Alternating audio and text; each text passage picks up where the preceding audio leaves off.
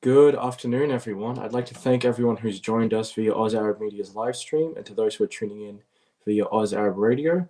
I'm your host today, Joseph Najjar. We are joined today by Anthony Maroon, a NRL commentator with Triple M. He's joined us today to talk about his career, as well as to talk about the increasing of multiculturalism in the NRL and in businesses in general. Mr. Maroon, thank you for joining us. How are you? Thank you, Joe. Good to be here, mate. I'm happy. I'm glad that you asked. We're very glad to have you with us today. My first question is probably a fairly typical one, but what NRL team do you support? Well, mate, I grew up in Redfern. I had lived in one street with probably 20 cousins. My grandmother had 4 or 5 houses in the street, and we all lived in the street, and we all went for the Rabbitohs because they were just across in the park there. So it's been a long, what do they say? You know, a long roller coaster ride. Rabbitohs, yeah. Well, you are having a very good season this year, so Yeah. I like your, as painful as that is for me to say as a Seagulls fan myself, but I think you guys have a very good chance at taking the title this year. Well, isn't it interesting, mate? A boy from Kellyville, and he goes for the CE. Yeah, I can explain that because my favorite beach is Manly, and when I started watching NRL, I said to myself, whoever wins the comp this year, I'll go for it. And that was back in 2011 when the Seagulls won it. So I've been a die-hard fan ever since. Oh, good on you, mate. At least you stick solid. Thank you, my friend. So how did you become involved with radio? Well, it goes back nearly 40 years now, and I left school in 1983, and then the year after, and 2 years after, I got a job in. They used to call it Grace Brothers. Joe, you're probably too young to remember Grace Brothers. They call it Maya now. You know, the department Yeah, I do store. know Mario. And I used to call the specials in there, you know. So, ladies, come over here where you see the red light flashing. You can buy these frozen chickens or these dresses. So I got a real confidence to speak behind the microphone. And then I started selling radio ads by the time I was about 21. And then I got a job on air. And in those days, to get on air, you used to go to the bush. So I went to, you know, out to the rural parts of, yeah. And I went to a place called Inverell, and I went to Goulburn. I spent a lot of time in Wollongong. So it's been my entire life has been this particular vocation. What do you love most about it? Well, I guess I love most about it is that I've got a good job. That's always fun. I've got a great job. I love the job. I look forward to the work. And tomorrow I have to go to Brisbane for a game, and you know it's a good job, mate. It's not your normal job.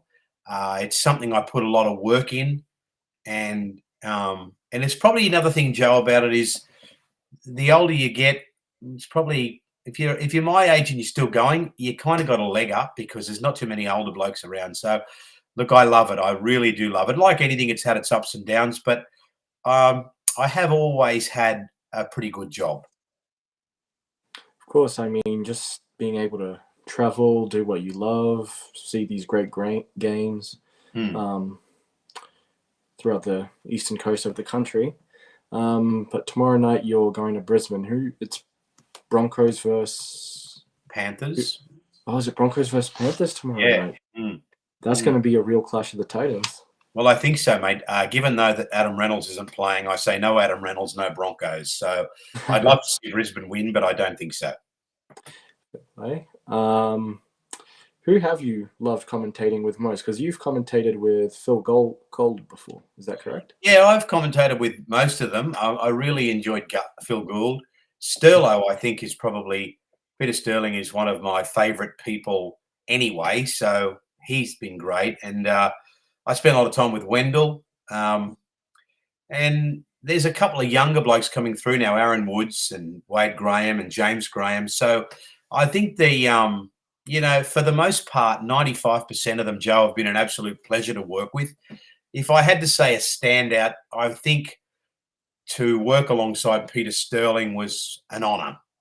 And I think given the fact that Yeah, sure, he was a rugby league great, but he probably worked in the media 3 times as long as he played for Parramatta. So he was a pro in the media, and he had so much to give. And he's such a decent human being. He is definitely one of my favorite commentators, right up there with you now as well.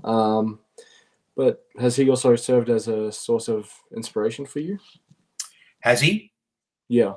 Yeah, mate. Look, I think, yeah, look, it's one of those, as you're probably finding yourself, you're working among, because I've met a lot of your mob that you work with there, you're working with highly motivated people, and without even having to say anything, they're set the benchmark high.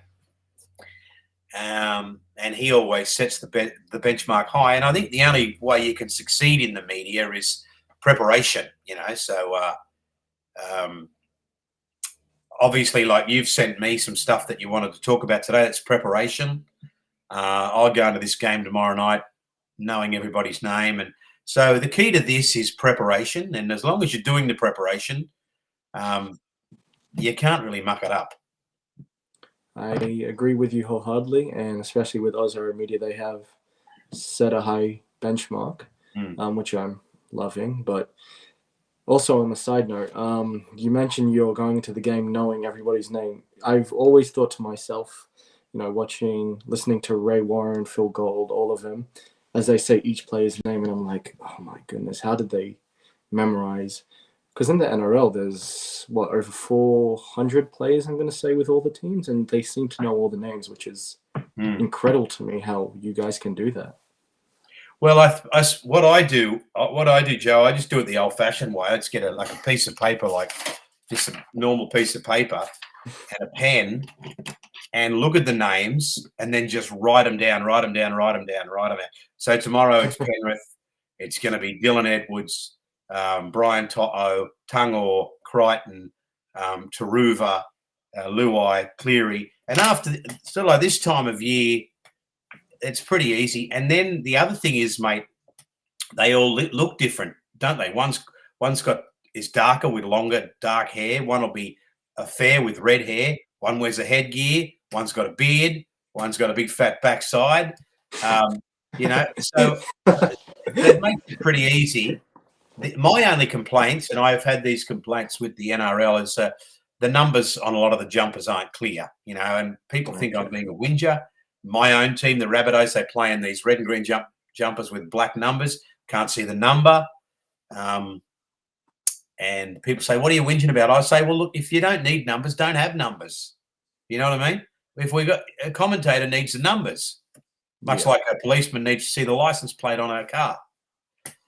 Anyway, don't get me started on that. So you usually write the jersey numbers next to the names? Yeah, I just go, 1 is Mitchell, 2 is Johnson, 3 is Tass, 4 is Graham. It's easy after a while.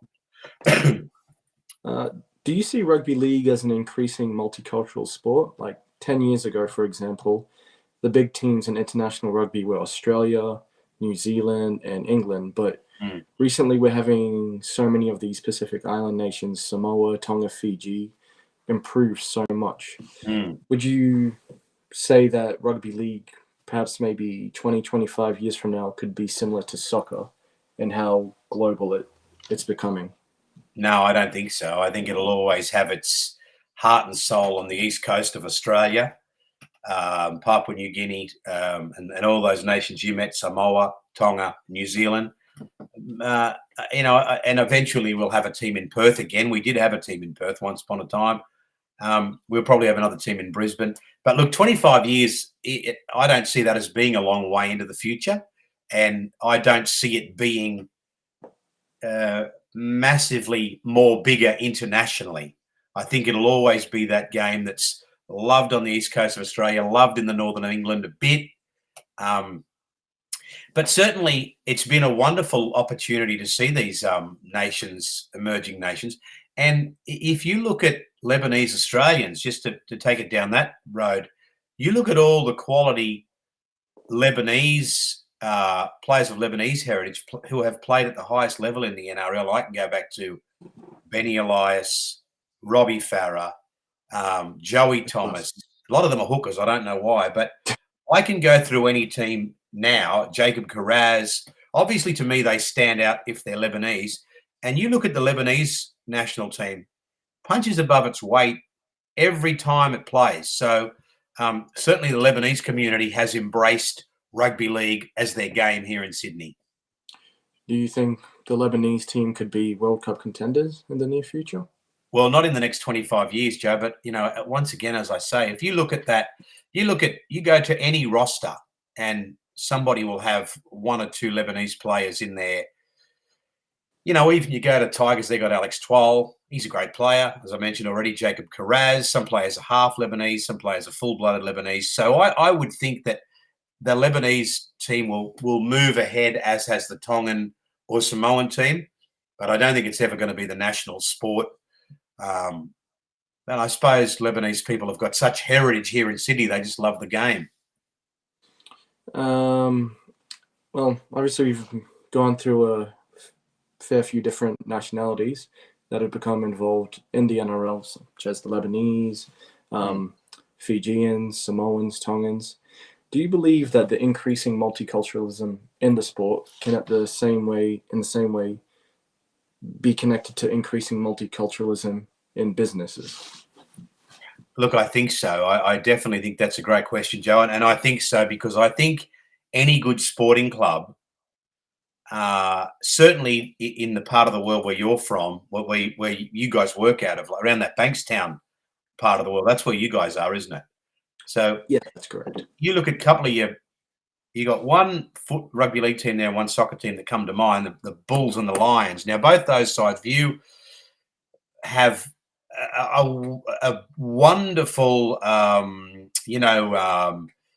selection's not the word, but, you've got obviously Lebanese people, you've got Greek people, Italian people, you've got Islander people, Australian people. And all these different nationalities coming into play for this club. And these clubs are such good clubs that they're not only learning about rugby league or soccer, they're learning how to be respectful to the opposition, respectful to the opposite sex, upstanding members of the community. So they come out of there with a great self-belief. And that's how people kick on in life, with a great self-belief. These people come out of there better people. Maybe they're not going to be NRL players. Maybe they're not even going to be good footballers at all, but they still come out of the joint better people because they've been around great people that think positive. So my thoughts are that while we have good sporting clubs at all level and all different nationalities playing in them, we're always going to see benefit at a business and professional level. You are a member of the AAM jury that's due to be held at the first annual OzArab Media Gala on the 19th of May, which is 2 days from now. Are there any specific attributes, whether sporting or non-sporting, that you think it takes to make a multicultural business successful? I've had a good look at the businesses involved, Joe. The first thing that sticks out to me is the hard work that's gone into them, and a bloke said to me as a young man, there's no secret to success, it's just hard work. And if you look at a lot of these businesses that we're going to be talking about at the awards night, it's all just hard work. It's all dedication. It's all getting there at 5 a.m. and leaving there at 10 to 1 in the night. So I think, certainly once again, having grown up in the Lebanese community, and I'm sure it's the same for all races of wonderful people, but there is that belief, I got to get up early, I got to work late, I got to drive the cab on Sunday, I got to open the shop on Australia Day. And it's a simple equation: is if I work hard, I'll get the result. And I think the beautiful thing is, mate, that's what we've seen right across these businesses that we're going to be voting for. I agree that self-belief within is definitely a powerful factor. And I am looking forward to meeting you as well as the rest of the AAM jury on Friday night. On behalf of OzArab Media, I'd like to thank you, Mr. Maroon, for joining us today for this interview. And we sincerely look forward to seeing you this Friday. Good on you, Joe. Thanks for asking me, mate. I'm looking forward to it too. And look, you guys are doing great work in the Bankstown area. flying the flag, and it's been an honor. So thank you very much, Joe, and I hope we can talk again soon. Thank you. We appreciate your kind words a lot. And to everybody who's listened and purchased a seat for the gala this Friday, we sincerely look forward to seeing you there too. If you haven't but are interested, at this point, reach out to an OzArab Media representative and we'll see if we can arrange something.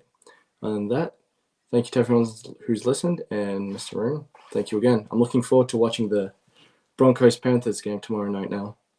Good on you, Joe. Thanks, everybody. See you next time. Take care. Thank you.